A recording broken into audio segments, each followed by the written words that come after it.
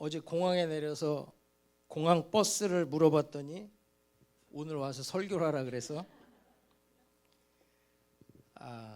형한테 빨대를 꽂고 쪽쪽 빨아먹고 있습니다.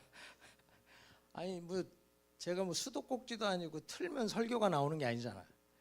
근데 또 준비하는 게 또 저에게도 은혜고 복이라는 생각이 듭니다. 오늘 하나님께서 여러분 마음이 상한 자를 고치시는 주님, 그 은혜가 임할 줄 믿습니다. 옆에 분 한번 다시 인사하실 때 당신의 얼굴이 해같이 빛납니다.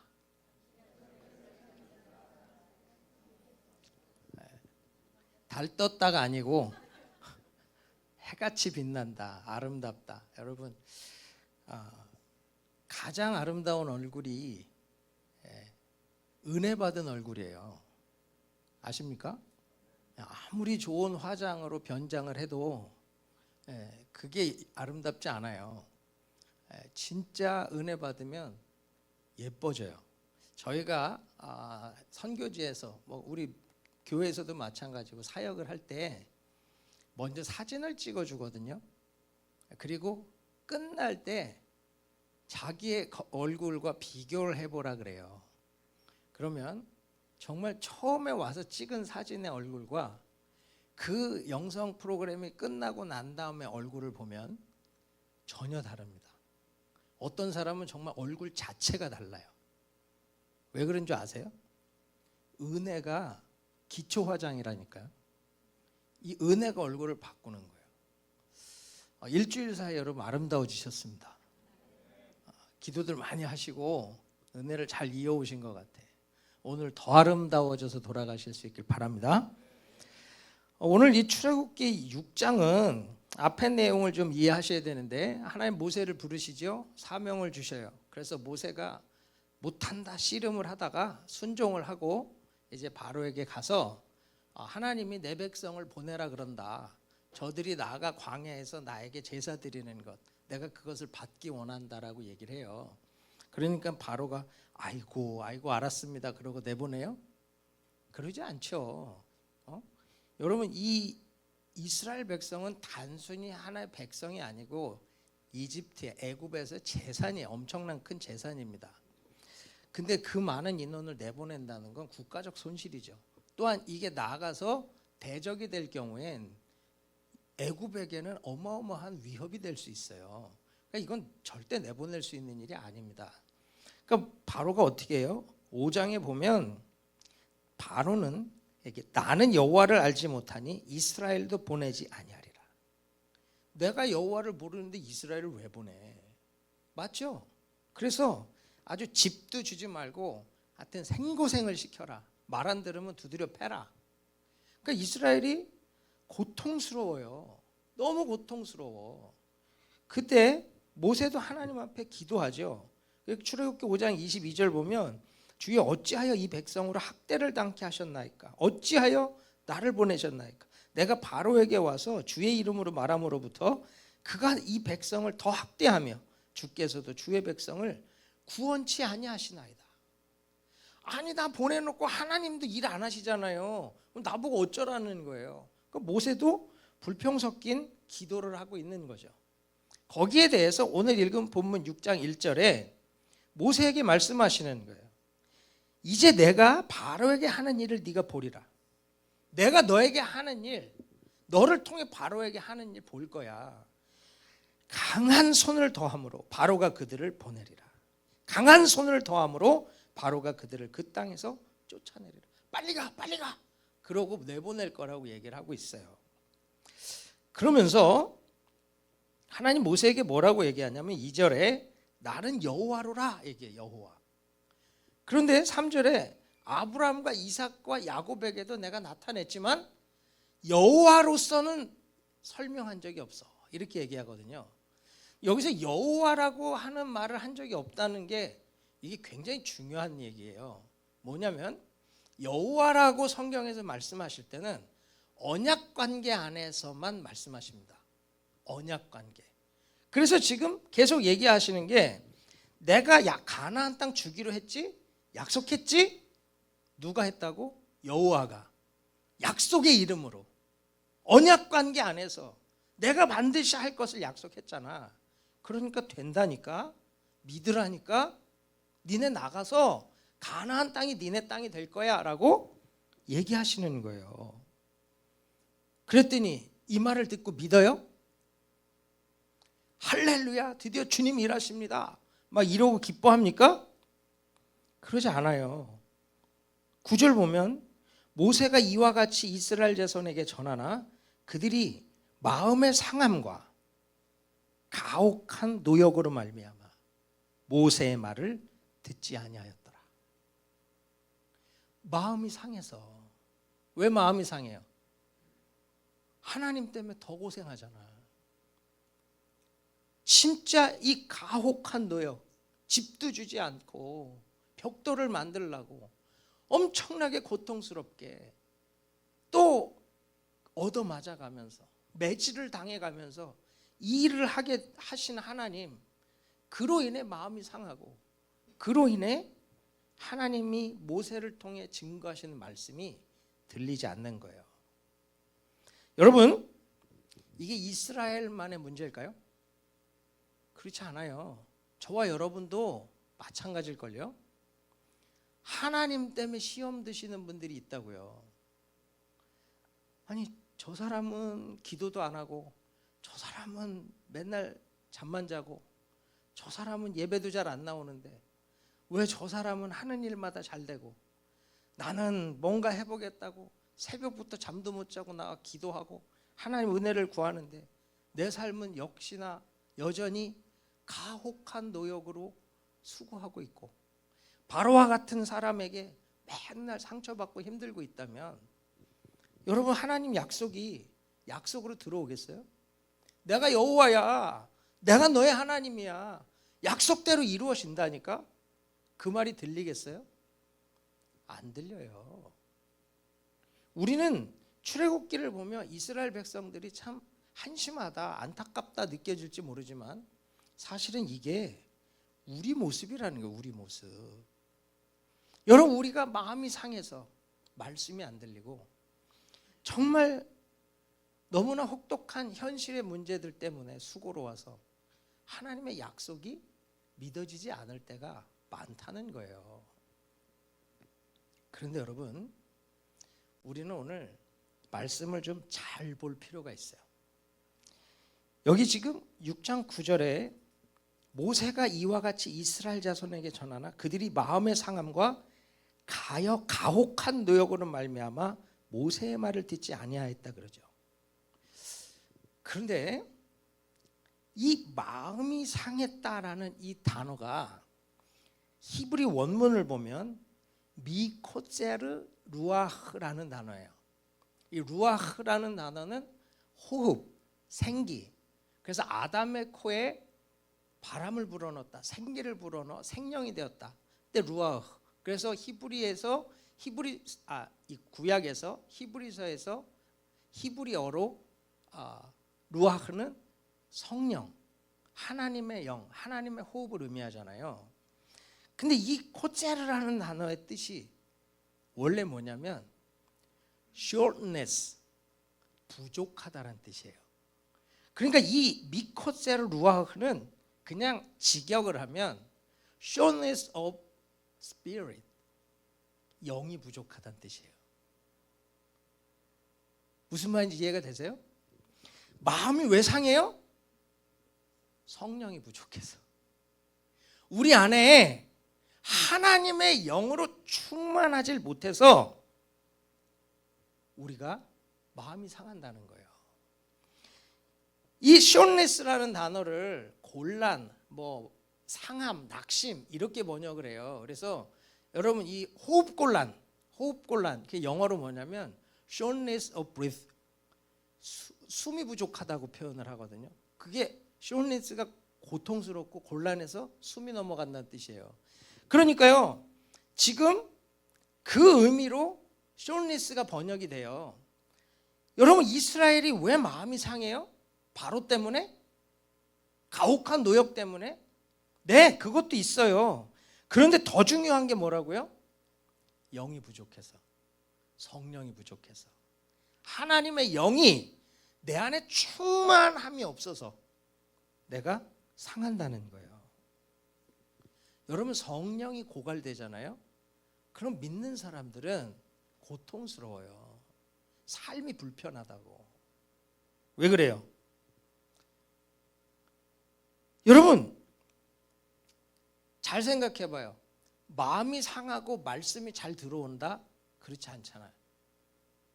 마음이 상해서 안 들리는 게 아니라 내 영이 부족해서라니까.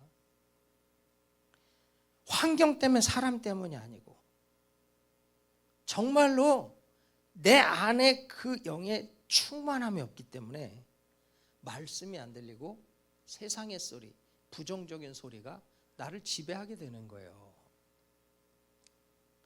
여러분, 살면서 우리는 많은 상처를 받습니다. 오늘도 상처받은 심령으로 상한 마음을 치유하시는 주님을 기대하고 오신 분들이 있을 거예요. 직장 상사에게 상처받고, 배우자에게 상처받고, 때로는 사랑하는 자녀들에게 상처받고. 그런데 참 재밌는 게 뭐냐면, 내가 하나님의 영으로 충만하잖아요. 상처 안 받아요. 이게 신기하다고. 부부끼리 내 남편이 거의 바로야. 강팍한 심령이야. 뭔 말을 하면 점점 더 강팍해져. 열지양이 임해도 안 바뀌어. 근데 내게 영이 충만해지잖아요. 그를 품는다니까요. 그가 밉지 않아요. 이거 무슨 말인지 아실 텐데. 여러분, 교회 와서 은혜를 받아야 되는데 교회에서 제일 많이 쓰는 단어가 은혜와 함께 뭐예요? 상처받았다예요. 여기 와서 왜 상처를 받을까? 기대치가 높아서. 그래도 교회인데, 우리가 그 하나님으로 산다고 하는데, 옆에 분들 한번 얼굴 보세요. 사랑스러우십니까? 째려보지 마시고. 사랑스럽지 않으면 지금 내 영이 지금 부족한 거예요. 내 안에 성령이 부족하다고. 제가 치유 사역을 많이 해요. 치유 사역을 많이 해. 여러분, 내적 치유 사역의 핵심이 뭔지 알아요? 상처의 치유, 거절감의 치유, 용서, 많은 것들에 대한 사역을 합니다.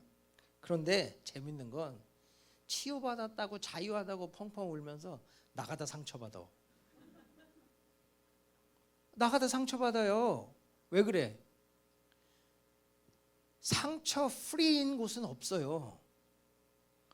우리는 치유가 목적이 아니에요. 그래서 이게 내적 치유 사역에 사람들이 참 헷갈리는 게 뭐냐면 자꾸 치유 그러는데, 진짜 치유가 뭔지 알아요? 더 강해지는 거예요. 그래서 저는 치유 사역의 포커스를 더 강해지는 것에 둡니다. 아니, 상처가 안 되면 되잖아요. 그렇죠? 작은 말 한마디에도 상처를 받는데 고쳐놓으면 뭐하냐고. 고쳐놓으면 뭐하냐고. 나가다 상처받고 또 찔찔 짜고 들어오는데. 그게 아니더라는 거죠. 진짜 치유는요, 더 강해지는 거예요. 그래서 더 강해지는 거에 포커스를 두면, 여러분, 때렸는데 맞았는데 안 아파. 그럼 되는 거 아니에요? 조금만 긁어놔도 거의 암 환자같이 쓰러져. 그거 어떻게 할 거예요, 그거를? 맨날 고치다가 끝나? 오늘 와서 고치면 내일 또 고쳐야 돼. 그게 아니고 정말 내가 더 강해지는 것이 중요하거든요. 그 근거를 어디서 봐요? 여기에요, 여기. 마음의 상함. shortness of spirit. 영의 부족. 결국 여기가 이 모든 것의 문제라는 거지 환경이 아니라는 거예요. 사랑하는 여러분, 그러므로 오늘 여러분이 추구해야 될 게 뭐냐? 내가 더 강해지면 되는 거예요. 더 강하게 하시는 주님과 함께 하면 되는 줄 믿습니다. 그럼 우리는 어떻게 더 강해질 수 있죠? 어떻게 마음의 상함을 영의 충만으로 바꿀 수 있을까? 영의 충만을 통해 어떻게 우리가 더 강해짐으로 승리함으로 나아갈 수 있을까요? 예배. 여러분 예배 늘 듣던 거 그렇죠? 예배에 4요소가 있습니다. 뭐죠? 찬양, 말씀, 기도, 교제. 이 교제까지 4개가 예배 완성이에요. 제가 집회, 찬양, 말씀, 기도까지 하는데 제가 여러분들하고 교제를 못하고 맨날 가는 바람에 예배를 완성하지 못하는데요. 여러분들의 교회에서는 교제까지로 예배를 완성해야 돼. 근데 이 예배가 진짜 여러분의 영의 부족을 채웁니다. 예배를 정말로 온전히 드리면 이 영의 부족이 없어요. 마음의 상함이 하나님의 충만으로 바뀐다니까요. 하나씩 볼까요? 찬양을 통해서 영의 부족이 채워집니다. 여러분 이사야서 61장 3절에 보면 찬송의 옷으로 그 근심을 대신하시고 찬송의 옷으로 그 근심을 대신하신다. 믿으십니까? 여기서 이 근심이라는 단어가 루아흐케하예요. 루아흐케하. 루아흐가 뭐라 그랬지? 호흡. 예? 영. 예. 케하라는 단어가 뭐냐면 어둡다라는 뜻이거든. 그러니까 근심이 뭐냐면 어두운 호흡이에요. 어두운 영이라고. 다시 말하면 찬양은 뭐 하는 거냐? 내 안에 있는 어두운 호흡을 빼내는 거예요. 하나님께 영광을 돌림과 동시에 내 안에 있는 어두운 호흡을 뽑아내는 거예요. 찬송하면서 하나님에 대한 불신, 내 삶에 대한 부정적 생각들, 또 모든 낙심, 두려움, 염려, 이 모든 어두운 호흡들을 뽑아내는 거라는 거예요. 많은 사람들이 아무 생각 없이 찬양을 해요. 와, 찬양팀 잘한다. 저도 막 우리 찬양팀 데리고 가고 싶은데, 와, 찬양팀 잘한다. 아, 찬양이 좋다. 은혜가 된다. 그 정도가 아니라니까요. 이 찬양은 내 안에서 어두운 호흡을 뽑아내고 하나님의 호흡으로 채우는 시간이에요. 그러면 내 안에 영이 부족함이 없어요. 단순히 노래가 아니라 나를 하나님의 생기로 채우는 시간. 주 안에 있는 나에게 딴 근심이 있으랴. 딴 근심 많잖아요. 돈 걱정, 자식 걱정, 직장 걱정, 미래 걱정. 딴 근심 많다고. 그 부정적인 어두운 호흡들을 찬양으로 뽑아내는 거예요. 그 뽑아내는 그 시간에 하나님의 생기가 나를 채우는 거예요. 내가 매일 기쁘게 순례의 길 행함은 안 기쁘잖아. 기뻐요? 안 기쁘잖아요. 이게 찬양이 아니라 예배 자체가 어려운 게 뭐냐면 하루 종일 세상 속에 시달리다가 돈 번다고 수고하고 애쓰다가 와서 앉았어. 찬양이 막 올라갈까요? 안 돼요. 이게 씨름이라고. 영적 씨름. 내 안에 근심도 많고 기쁘지도 않아. 그걸 바꿔내는 거예요. 그게 예배라고요. 여러분 안에 이 어두운 호흡들, 내 삶의 기쁨을 뺏어가는 많은 요소들이 있잖아요. 그걸 뽑아내는 거라니까. 그 어두운 호흡이 뽑히면 하나님의 새로운 호흡, 생기가 내 안을 채우는 거죠. 이 건물에 처음 들어오면 덥고 습한 공기가 가득할 거 아니에요. 에어컨을 트는 순간 그 덥고 습한 공기를 몰아내고 시원하고 아주 뽀송뽀송한 공기로 채워지잖아요. 그거와 똑같다고요. 그래서 여러분, 찬양이라고 하는 게 그냥 단순히 곡조에 맞춰서 하나님을 예배하는 게 아니고, 내 안에 하나님을 예배하지 못하는 것들이 뽑혀나가는 시간, 그 다음에 하나님으로부터 공급되어지고 채워지는 시간이 되는 것, 그게 진짜 찬양이에요. 우리 찬양팀들이 그래서 정말 영적이어야 되는 거예요. 기술적인 게 아니고 영적으로 성도들이, 죄송합니다, 강팍한 심령들이 다 뽑혀나가는 것, 그걸 기도하셔야 되고 그 일을 봐야 돼요. 제가 드럼을 치는 형제가 정말 드럼을 잘 치는데 그것보다 더 멋있는 게 뭐냐, 드럼을 치는데 귀신이 나가더라고. 다윗이 수금을 칠 때 어떻게 돼요? 사울에게 임했던 악신이 떠나잖아. 모르시는 표정이면 안 됩니다. 사울에게 있던 악신이 떠나죠. 그 안에 있던 어두운 호흡이 빠져나가는 거예요. 그리고 사울이 시원해졌다 그러죠. 하나님의 생기가 들어가니까 시원해지지. 그래서 진짜 찬양을 온전히 드리고 나면 내 영이 시원해지는 걸 느낀단 말이에요. 저는 이 목요 집회에 그런 은혜가 있기를 축복합니다. 사도행전 16장 보세요. 바울과 실라가 빌립보 감옥에서 기도하잖아. 근데 기도하고 찬양한다 그래요? 찬송하며 기도한다 그래요? 그들이 찬양한다 그래요. 바울과 실라가 찬송할 때 그들 마음에 두려움이 없었을까? 그랬을까요? 그렇지 않아요. 그 두려움 가운데, 불안함 가운데 찬양하면서 어두운 호흡을 빼내는 거예요. 그랬더니 어떻게 돼?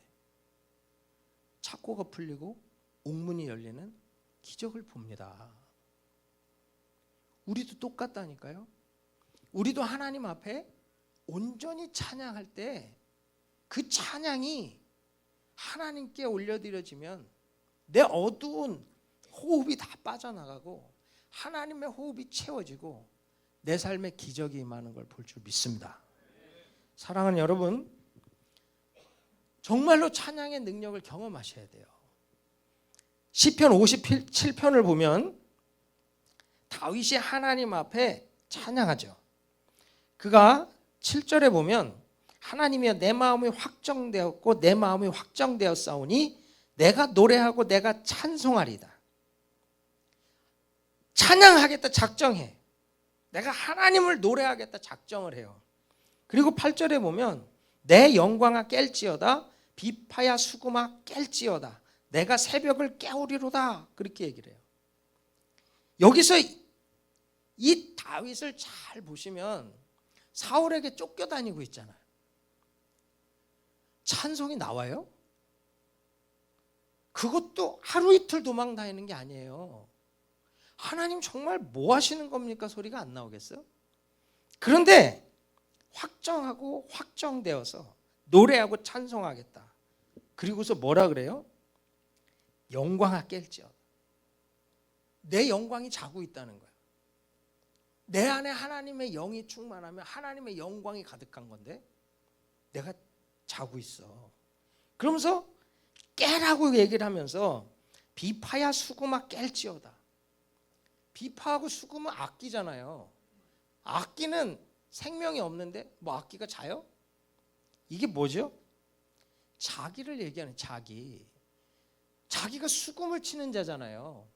사울을 위해서 수금을 쳤던 사람이잖아요. 내가 지금 수금을 놓고 안 치고 있다는 거예요. 나 지금 찬양 안 하고 있다는 거야. 하나님 앞에 올려드리는 찬양이 멈췄다는, 잠들었다는 거예요. 이제 내가 깨우겠다는 거지. 다시 말하면 비파와 수금을 깨우는 게 아니라 다윗은 자기 스스로를 깨우고 있는 거예요. 온전히 찬양하지 못하고 자고 있는 자기를 깨우겠다는 거예요. 자기를 깨우면 어떻게 돼요? 내가 새벽을 깨우리로다. 새벽을 깨우겠다고 선포해. 이게 무슨 말이냐? 여러분, 새벽이 자고 있으면 아침이 와요, 안 와요? 아침이 안 오죠. 내 삶은 여전히 어둠이라는 거예요. 새벽이 깨야 어둠이 물러가고 새날이 오는 거예요. 지금 다윗은요, 새벽을 깨워야 어둠이 끝나고 밝은 아침이 온다. 다시 말하면 내가 비파와 수금을 깨워서, 내가 깨워서 찬양하며 하나님 앞에 내 안에 어두운 호흡들, 부정적이고 하나님을 불신하고 도저히 안 될 것 같다고 낙심하는 이걸 다 뽑아내면, 내가 그 수금을 깨우면 새로운 날이 올 거라고 그는 믿고 선포하고 있는 거예요. 사울에게 쫓기는 이 어두운 현실이 끝나고 이제 하나님이 주신 약속, 내가 너를 이스라엘의 왕이 되겠다, 그 약속이 이루어질 걸 나는 믿고 나아가겠다고 얘기하는 거예요. 여러분, 이게 찬양의 능력입니다. 목요 찬양 모임, 정말 어렵게 장소를 구해서 여러분들이 하나님 앞에 예배하는데 여러분 안에 진짜 이 찬양이 경험돼야죠. 이 은혜가 여러분들 안에 경험되어질 때 이 목요 찬양 모임이 생명 있는 예배가 되고 하나님을 기쁘시게 하는 예배로 세워지는 줄 믿습니다. 사랑하는 여러분, 찬양을 통해 이제 앞으로 어두운 호흡이 있을 때마다 진짜 깊이 기도하고 이 찬양하면서 내 안에 하나님의 생기로 채워내는 거룩한 역사 있기를 축원합니다. 두 번째는요, 말씀의 말씀으로 영의 부족이 채워지는 거예요. 여러분, 말씀이요 참 어려워요. 아무리 들어도 믿음이 안 생겨. 참 재밌습니다. 목사들이 목에 쉬어라 외쳐도 아멘 아멘 해도 믿음이 안 생겨. 재밌는 게 뭔지 알아요? 누가 전화 와. 자기야, 교회에 이런 일이 있대. 굳센 믿음으로 그걸 받습니다. 진짜? 자기야, 누가 무슨 일이 있대. 아멘으로 받는다니까. 그걸 참 교회 힘들어요. 하나님의 말씀은 안 믿어. 근데 그런 헛된 거짓 선지자들이 흉흉한 이때에 누가 이렇대더라 저렇대더라 그러면 그건 믿는다니까. 참 어리석지 않아요? 내 안에 말씀이 있어야 말씀을 받아들이는데 말씀이 없고 세상에 어두운 호흡이 있으니까 어두운 호흡을 받아들이는 거예요. 하나님이 못 고칠 병이 없다. 믿으십니까? 진짜 믿으세요? 재밌는 게 뭔지 알아요? 의사가 당신 암입니다. 그러면 그 순간에 거의 죽은 자가 돼서 나와. 의사가 나보고 암이래. 그럼 죽었어. 네? 아니 왜 의사 말은 그렇게 굳게 믿고 하나님의 말씀 못 믿어요? 의사 믿지 마요. 의사는 전능자가 아니야. 수술실에서 왜 마스크 쓰는 줄 알아요? 누군지 못 알아보게 하려고. 못 고쳐도 누군지 모르게 하려고. 농담이지만 여러분, 참 인간의 연약함이에요. 말씀은 아멘으로 화답을 하는 게 쉽지 않아요. 내 안에 어두운 호흡이 있기 때문에. 그래서 어둠은 어둠을 받아들여요. 빛은 빛을 받아들이고. 그래서 말씀을 쌓아놓지 않으면 절대 영의 부족이 채워지지 않습니다. 지금 이스라엘 백성들도 모세가 말할 때 믿지 않잖아요. 근데 이게 또 전염이 됩니다. 그러니까 모세도 흔들려. 그 하나님이 모세를 설득해. 12절, 30절 두 번이나 계속 모세가 하나님이 모세에게 명령을 해. 근데 모세가요, 자신 없어 해. 못하겠다 그래. 7장 1절에 가면 하나님 뭐라는 줄 알아요? 야, 내가 너를 모세야, 내가 너를 바로 앞에서 신 같이도 아니야. 모세야, 내가 너를 바로 앞에서 신으로 만들었잖아. 신이 되게 했잖아. 더 어떻게 해줘야 믿겠냐? 이게 뭔지 알아요? 모세 안에 어두운 호흡을 뽑아내고 믿음의 영으로 채워내는 하나님의 설득이고 설명이고 사랑이에요. 여러분, 그래서 이 설교 시간은요, 하나님의 말씀에 설득당하는 시간이 돼야 돼. 그럼 영이 채워져요. 그런데 목사님 말씀 들으면서도 저건 이거 아닐까? 저거는 이렇게 해야 되는 거 아니야? 계속 도전을 해. 있구나 여기도 지금. 여러분, 도전을 하면 영의 충만이 채워지지 않습니다. 제가 워싱턴에 있는 한인교회 집회를 갔어요. 거기에 변호사가 한 분 있는데, 여자 변호사인데 아주 대단한 사람이에요. 아주 대단한 사람. 그 지역에서 아주 유명한, 백인을 말로 이기는 대단한 사람이에요. 그냥 논리가 어마어마하지. 그러니까 이분은 성령의 은사를 믿지 않아. 방언 웃기고 있네, 이런 분이에요. 제가 그 교회에 진짜 에베소에 있던 제자들처럼 예수를 믿을 때 성령이 있다함을 듣지도 못한 교회에 가서 성령을 설명하고 이야기하니까 안 믿어지잖아요. 근데 이분이 감사하게 계속 말씀을 밀당을 하다가 설득을 당했어. 그래서 방언을 받아보겠다고 나오더라고. 그래서 기도를 하는데 방언이 임한 거예요. 그랬더니 그날 저녁에 음성 녹음이 뭐가 하나 와, 파일이. 보니까 자기가 방언한 걸 녹음을 해갖고 보낸 거예요. 그리고는 목사님 이거 방언 맞지요? 뭐 이러고 확인을 또 해. 그런데 그분이요, 간증을 하는 거예요. 말씀을 내가 아니라고 우기면서 들을 때와 그럴 수도 있지라고 들을 때가 너무 달라지고, 그럼 내가 이걸 한번 경험해 볼까라고 적극적으로 수용을 하니까 또 달라지더라는 거예요. 그게 뭐냐면 말씀에 설득당하는 거거든요. 제가 여기서 약을 파는 게 아니잖아요. 그렇죠? 제가 약을 파는 거면 그건 진짜 사기꾼이지. 그럼 하나님의 말씀을 전하는 거잖아요. 그럼 이 말씀을 내가 받아들이면, 설득당하면 복이잖아요. 내 안에 영이 채워지고 충만해지면 역사가 일어나니까. 사랑하는 여러분, 그래서 설교 시간에 또 말씀을 읽은 땐 설득당하리라 작정을 하고 나아가세요. 삐딱하게 앉아가지고 진짜 그럴까? 그러고 있으면 결코 영이 채워지지 않아요. 어둠이 어둠을 불러들여. 불신이 불신을 불러들이는 거예요. 믿음이 믿음을 불러들이고. 여러분, 하나님이 모세를 계속 설득하니까, 모세의 영이 채워지니까 그가 이스라엘 백성에게 또 담대히 전하고 결국은 나가잖아요.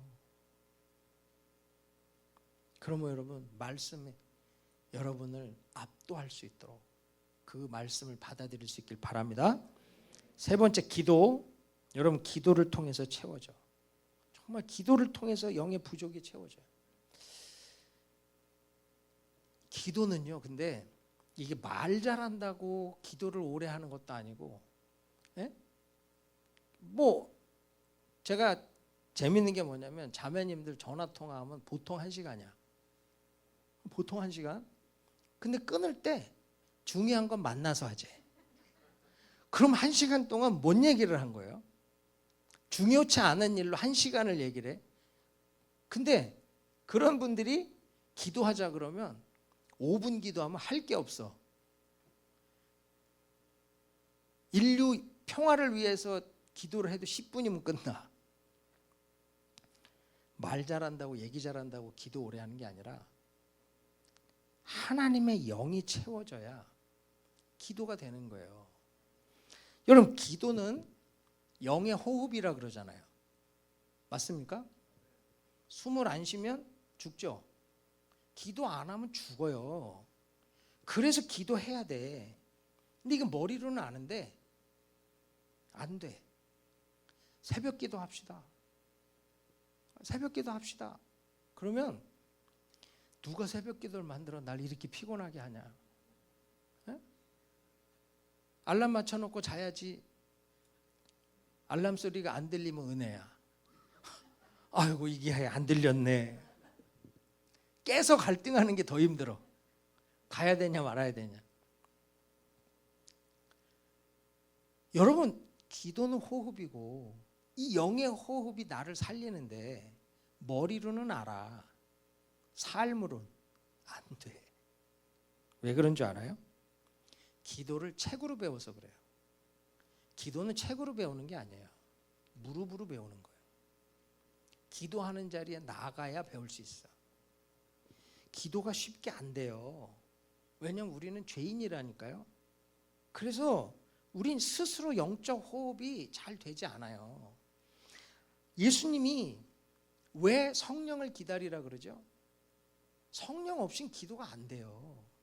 120문도가 왜 모여서 기도하죠? 혼자 기도가 안 돼. 다 같이 모여서 기도하는 거예요. 그래서 기도 모임이 많은 것도 필요합니다. 그냥 우리 팬데믹 때요, 모일 수 없잖아요. 그래서 어떻게 했냐면 줌으로 모여서 마이크 다 키라 그러고 1시간씩 통성기도 했어요. 줌이 기도 모임이 되는 거예요. 그러니까 와글와글 하는 거지. 여러분, 지금 바쁘고 힘들어서 못 온다? 줌 기도 모임을 하세요. 그리고 줌 회의실 오픈해 놓고 전부 마이크 키라 그러고, 그리고서 30분 통성기도 하시라고. 이게 함께 기도할 때 은혜가 터지는 거예요. 제가 쿠바를 가면, 쿠바는 공산국가잖아요. 쿠바에 봄이 옵니다. 그러면요, 아무 말이 없어요. 조용합니다. 왜냐하면 이건 정부에 대한 도전이 될 수도 있잖아요. 영적인 봄이 옵니다. 그럼 아멘 그러거든요. 그분들이 찬양은 은혜가 넘치는 것 같이 보여요. 뭐 그 댄스에 막 그냥 찬양이 어마어마해. 남미의 그 열정이 막 터지니까. 왜냐하면 찬양은 가사를 부르는 거니까 내가 어떤 가사를 부르든 아무 상관이 없는 거예요. 근데 기도합시다 그러면 벽 보고 있고 바닥 보고 있고 저 끝에 가 있고 입을 안 열어. 내가 울면서 기도하면 신고해요. 이 사람이 체제에 대한 불만이 있는 것 같다고. 그런 공산주의 속에 살았기 때문에 누구도 못 믿어요. 그러니까 기도하자 그러면 바닥 보고 있고 벽 보고 있고 저 뒤에 가 있고 그래요. 그런데 성령 임하잖아요. 기도하면서 난리가 납니다. 난리가. 나중엔 한 3일째쯤 되고 나면요, 지붕이 뚫어질 것 같아. 이 사람들이 기도하면서 뭐 우는 정도가 아니라 떼굴떼굴 굴러요. 제가 그들하고 기도하고 다음날 간증을 시키는데 70명 중에서 20명이 똑같은 환상을 봤어. 노아의 때에 하늘의 샘이 터지고 땅의 샘이 터진 것처럼 쿠바에 하늘의 은혜의 샘이 터지고 땅의 은혜의 샘이 터져서 만나는 환상을 20명이 똑같이 보는 거예요. 우리 쿠바에 하나님의 은혜가 임할 거라는 확신이 생기면서 그 사람들이 이 영의 충만이 생기는 거죠. 여러분, 기도는 정말 하나님의 영이 임하면 누가 볼 것도 신경 쓸 것도 없고 잡아가라 그래라. 그냥 그 하나님 앞에 그 영의 충만을 따라 기도하기 시작한다는 거죠. 여러분, 이 안에 그런 은혜가 있어야 돼요. 여러분 진짜 모이면 그냥 5분, 10분 그냥 해야 하는 기도를 하는 그 기도가 아니고 끝이 없는 기도. 그냥 기도하다 알아서 집에 가는 거. 기도하다가 갑자기 나만 남았거늘 뭐 이러고, 여기 지금 이제 주중 예배 장소 이제 구하면 여러분들 오셔가지고 기도를 쌓으셔야 돼요. 그냥 새벽이고 낮이고 밤이고 시간이 될 때마다 오셔서, 어차피 거기다 번호 락하고 성도들 왔다 갔다 할 거 아니에요? 그냥 그 안에 기도하시라고. 아유, 목사님 그 혼자 무서워서 그 어두운 호흡을 뽑아내야 된다니까. 교회가 왜 무서워? 정말 하나님 앞에 이 기도하는 것을 통해 내 영의 부족이 채워지면 놀라운 일이 일어난다는 거예요. 제가 교제까지는 할 시간이 없어서 마지막 얘기하고 마칠게요. 예배를 통해서 우리가 정말 찬송과 말씀과 기도를 통해 내 안에 영의 부족을 채운다. 그럼 어떤 일이 일어날까요? 다니엘서 6장에 보면 다니엘이 사자굴에 들어간다는 걸 알면서도 하루에 3번 예루살렘을 향해 열린 창을 두고 기도했다 그러죠. 일부러 열어놓은 거예요. 일부러 보라고, 들으라고. 사자굴이라고 하는 이 어마어마한 fear pressure, 이 fear pressure, 이 세상적 압박감, 그거를 그냥 신경 안 써요. 참 신기하지 않아요? 문 닫고 해도 되잖아요. 아니, 문 닫고 기도한다고 누가 뭐라 그래? 그 자기가 일부러 문까지 열어놓고 대적들한테 들으라고. 이 다니엘은요, 자기를 잡으려는 이유를 알잖아요. 그러니까 이 정치적인 싸움을 영적인 싸움으로 바꾸고 있는 거예요. 제가 지금 다니엘서를 강의할 시간은 없고, 그런데요, 이 필립 얀시라는 사람이 쓴 이 아무도 말해주지 않는 것들, 내가 그리스도인이 되었을 때라는 책에 잠수함 이야기가 나와요. 이 잠수함이 바닷속 깊이 들어가면 수압이 있잖아요. 그러니까 이 수압을 견디기 위해서 잠수함은 철판 두께가 10cm 이상이 됩니다. 그러니까 얼마나 깊이 들어가느냐에 따라 철판이 10cm가 되고 20cm가 되고, 그래도 그 압력을 이기는 것 밑으로 들어가면 그 철판이 다 찌그러지고 휘어지거든요. 그 잠수함의 그 밖을 보는 유리창이 있잖아요. 이 유리의 두께는 40cm예요. 어마어마하게 두껍죠. 그래야 이 외부의 압력을 견디니까. 근데 그 유리창으로 이렇게 보는데 물고기 하나가 유유히 헤엄치고 다녀.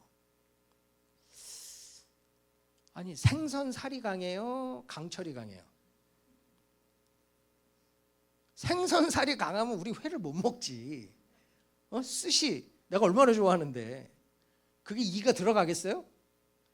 근데 생선은 유유히 놀고 있는데 잠수함은 그 밑으로는 또 못 가. 10cm 철판이 다 찌그러진다니까요. 그 이유가 뭐죠? 물고기가 견디는 이유가 뭐예요? 살이 하늘하늘해도 물고기는 외부의 압력과 내부의 압력이 일치해요. 그래서 영향을 받지 않고 유유히 놀고 다니는 거예요. 다시 말하면 고난이라는 외부의 압력이 우리 안에 내부의 압력이 약하면 내가 터져버려. 상처받는 거예요. 아픈 거예요. 포기하는 거예요. 그런데 이 외부의 압력보다 강한 내부의 압력이 있으면 고난 중에 물고기처럼 유유히 놀 수 있는 거예요. 다니엘이 그런 거예요. 지금 사자굴이라는 외부의 압력, 그걸 감당할 내부의 힘이 있어. 그러니까 사자굴에 들어가 놀고 있잖아. 사자가 얼마나 답답했을까. 이걸 먹고 싶은데 침은 질질 흐르는데 천사가 입을 막아놔서 먹지도 못하고 있으니.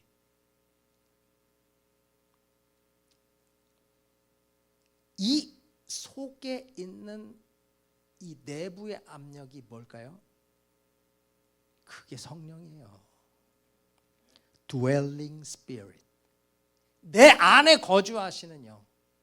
그 영의 강함이 외부의 압력을 이길 만큼만 힘이 있으면 어떤 상황 속에서도 놀 수 있는 거예요. 우리는 자꾸 환경을 바꾸려고 그러죠. 근데 환경이 바뀌어야지. 환경은 하나님의 때가 와야 바뀌어요. 그런데 중요한 건 제가 말씀드렸죠. 더 강해지는 거라고. 사자굴이면 뭐 어때? 내가 사자굴에서도 놀 수 있으면 되는 거 아니에요. 그게 영의 충만이라는 거예요.